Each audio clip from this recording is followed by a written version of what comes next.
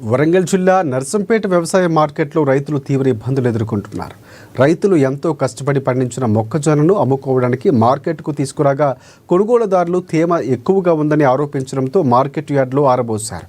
ఆ సమయంలో అర్ధరాత్రి కురిసిన అకాల వర్షానికి ఆ ధాన్యంపై కప్పడానికి టార్ఫిన్లు అందుబాటులో లేకపోవడంతో పంట మొత్తం తడిసి ముద్దైంది. వర్షానికి కొట్టుకుపోయిన ధాన్యాన్ని చూసి రైతులు విలువెల్లాడుతున్నారు. మద్దతు ధర లేకపోవడం, పంట నష్టం, ప్రభుత్వ నిర్లక్ష్యంతో మాకు చావే శరణ్యమని రైతులు ఆవేదన వ్యక్తం చేస్తున్నారు. ప్రభుత్వం ఆదుకోవాలని కోరుతున్నారు.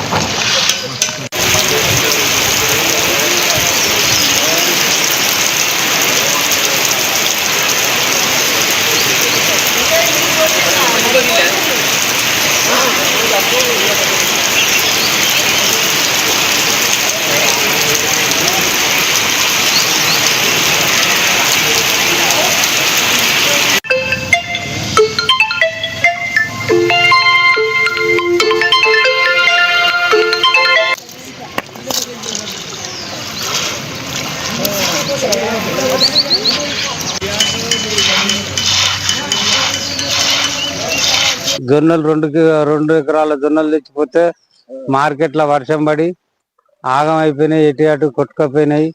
పరదలు ఎత్తంటేనే వర్షం వచ్చి ఎక్కడెక్కడ కొట్టుకపోయినాయి. కళ్ళ మీదనే చాలా మోరిళ్ళకి వెళ్ళి కొట్టుకపోయి అంత పరిస్థితి ఆగం అయిపోయింది. ఏం చేయాలో మాకు ఎటు తోస్తలేదు అనే పరిస్థితుల్లో ఉన్నాం.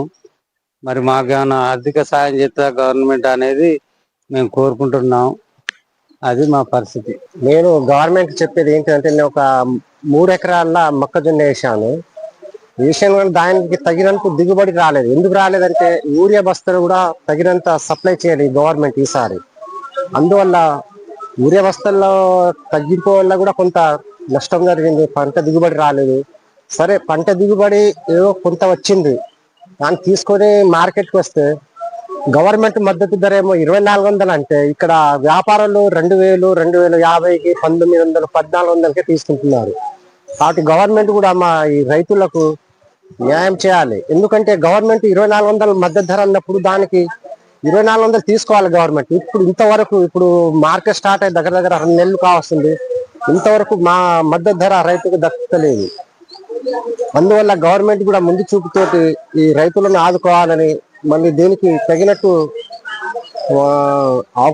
సహాయం గవర్నమెంట్ ఇవ్వాలని కోరుకుంటున్నాను. 3 ఎకరాలకు 40,000 పెట్టుబడి అయింది.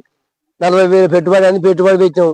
ఆడ పరదాలు చదువుదామని పరదాలు పోతే వరద వచ్చింది, కొట్టుకపోయింది.